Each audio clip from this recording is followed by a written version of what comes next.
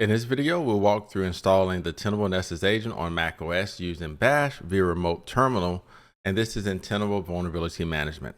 So the first thing that we want to do is we're going to need to, let's navigate to the instructions here, because we need to be able to get the instructions for downloading the agent in the first place. That's going to be under Help, search Tenable Help, resource link, Tenable Documentation, and then at the top, click on Product Documentation, Tenable Agent. Scroll down, you'll see Tenable Agent 11.1. Click the link, and then right here on the front page, there's the install. And then we want to choose macOS. Now, once we get to the installation instruction, it first talks about doing it via the GUI, but then we also have the command line. But there are a few steps that are missing because, once again, in this scenario, the machine is not in front of us, so we need to be able to download the Tenable Agent remotely to the macOS device. To do that, we need to go back to the console, and inside the console, where we're going to navigate to is the sensors. And to expand this, you can click the menu at the top button. Makes it easier to see. So sensors, and then we'll click on Nessus Agent. And then once we're here, we're going to click Add Agent. And there's a couple of things we can do here. Well, we'll go to the downloads page first. And since we're going to build this curl command, I'm going to go to, we want to download the Tenable Nessus Agent here. And if you scroll down, the macOS agent is right here on the screen. But what we're going to do first is we're going to go to the Tenable Nessus because they're very nice enough to give us this curl command that's already pre-built. And by the way, this is the location of all the download files, as far as I see, included the agents and the scanners. So having this URL is very important. So I'm going to take this, I'm going to go to Notepad, and I'm just going to paste this. So now I'm going to go back to the Tenable Nessus agent, and I'm going to scroll down. And I'm going to click on the .dmg file for macOS 14 through 15 and 26. So I'll click there. I'll click agree. I'm not actually downloading this because, once again, this is remote. I'm just doing this because I found this is to be a very easy way to copy and paste the name of the agent. So once I have that, I'm going to go back to my Notepad. I'm going to carefully highlight the name because it's referencing the MSI, which is for Windows. And I'm going to do a Control H, and I'm going to say find that and replace it with this. And you'll see replace and replace. Okay, so now that I've cleaned that up, I've actually got a very nice curl command that I can then copy. And I'm going to go to the machine. And on the machine, I'm going to go to the C colon or CD to the temp folder. We don't have to do that, but I'm just going to use it to check. And one thing I think I'm going to do is on my output, see right now my output just references the agent. I'm going to put /TMP /, okay?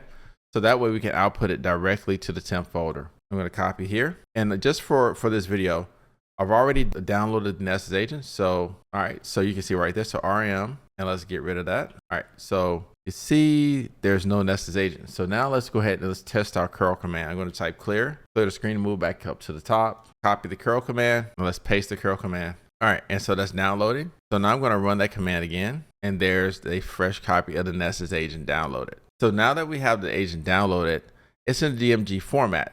Let's go to the actual installation instructions and notice that it's referencing that we're going to install, but it's talking about a PKG file. So in order to do this, we're going to need to mount, which means we're going to like connect the DMG file very much like it's a hard drive or USB drive to the macOS device, which will then allow us to browse inside the DMG file and access the .pkg file. To do that, we're going to use the HDI-util command. So let's go ahead and do that. And I'm actually going to take here, and I'm going to bring my Notepad over. And I've already prepared that command, but we're going to type it out because I like to do everything live just in case there are any kind of hiccups. So here's the command, HDI-util attach temp Nessus agent DMG.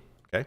So that being the case, I'm going to go back to my terminal. And now that I've verified that, I'm going to type HDI-til, and it's going to be attach. And I'm going to reference the full location. I don't have to do this, but just in case you're not in the temp folder, you'll need to reference it. So I could just type the file name, but I'm just typing this once again because you could be somewhere else on the file system running this command. All right, HDI, and I think I have a typo there. So let's fix that. HDI-util, press enter. All right, that looks good.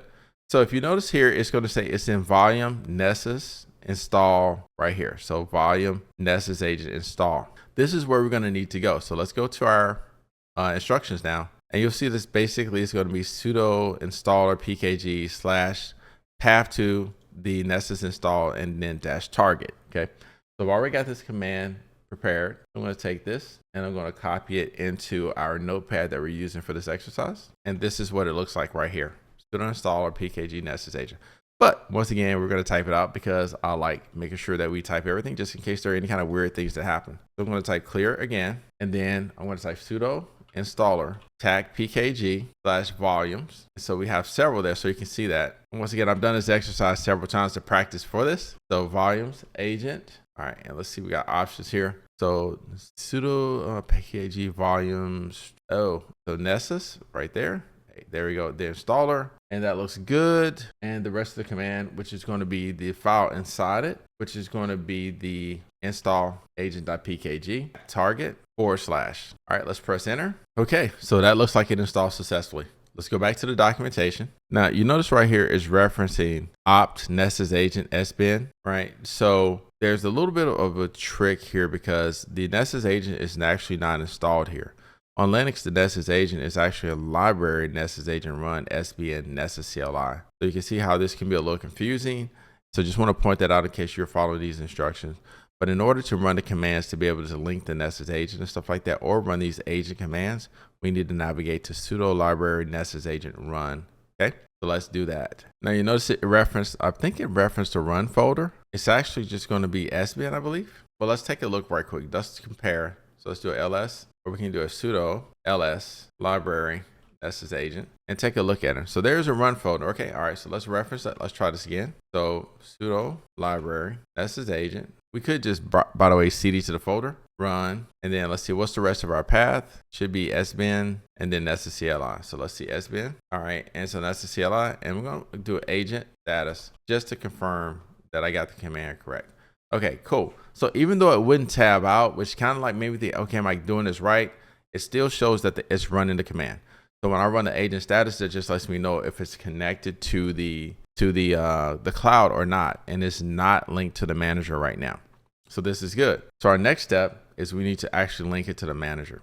And so if you watched the videos before, there's a pretty long sequence to do this. So I'm going to type this out so everybody can kind of see the syntax and get used to it.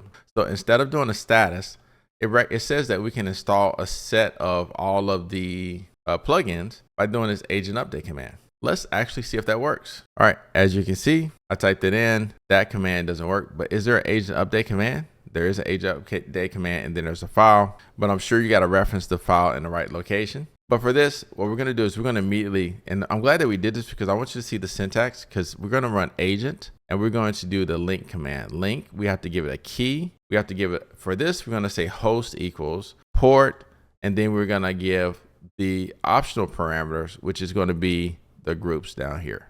Okay, so let's do this. I'm going to clear my screen, and then we're going to like pull that up again. Agent, so sudo library Nessus Agent run sbin nessuscli agent link, two tags in front of it. Actually, it's just the word link. Tag key equals no space. And then where do we get the key? Well, we get the key from here at the very top. So basically, when we came to the page, we clicked on sensors, and then we clicked on Nessus Agent, and we clicked add Nessus Agent and the key. And regenerate means that, like for instance, once I do this video, this key, somebody could literally take the time to type this in and link stuff to my Tenable tenant. So what I'm going to do is regenerate the key. It'll give me a new key. And so this key will no longer be valid after this video. So I'm going to copy this. I'm going to paste that. And so we got the key, but then we have to have the host. So tag host equals sensor.cloud.tenable.com. We also have to give it the port that is going to communicate, which is the network port. So tag port equals 443, and tag groups with an S equal, and we're going to have to put a single quote, and it's technology interpreters, single quote. The reason I want to show you this because in the sensor section, you notice that for all of these devices, they're in the technology interpreters groups. So when I link this, I don't want to have to do this. So for instance, if you have like 100 machines or 1,000 machines and they all belong in a particular group, you make sure you use that group parameter because it's going to save you a lot of time and organization later, right? And sometimes you'll get things that are populated and you might not know what group they're from. And then you got to go cross-reference it to understand what you should, like how you should assign it to a group, because that can affect how the policies are running and when it's like being scanned and stuff like that. So we got this. Let's take a shot at it, see if we type the syntax correctly. Successfully linked to the console. Okay, so we're going to pull up that status command again, and let's see, link to sensor.cloud.tenable.com. So once it's linked, I should be able to go back to my agents and click on my agents. And right now, I'll click off and click back on just to refresh it. Notice that I have 7, And notice how this says Darwin. So Darwin macOS. So this device is online and successfully linked to Tenable. So we've installed the agent, we've linked it. So if you want to continue learning Tenable, then above me somewhere are links to other videos in the series. And I hope this helps you to become a Tenable expert. Thanks for watching. Just for context, by the way, this does take a few minutes for it to show all overall health as healthy.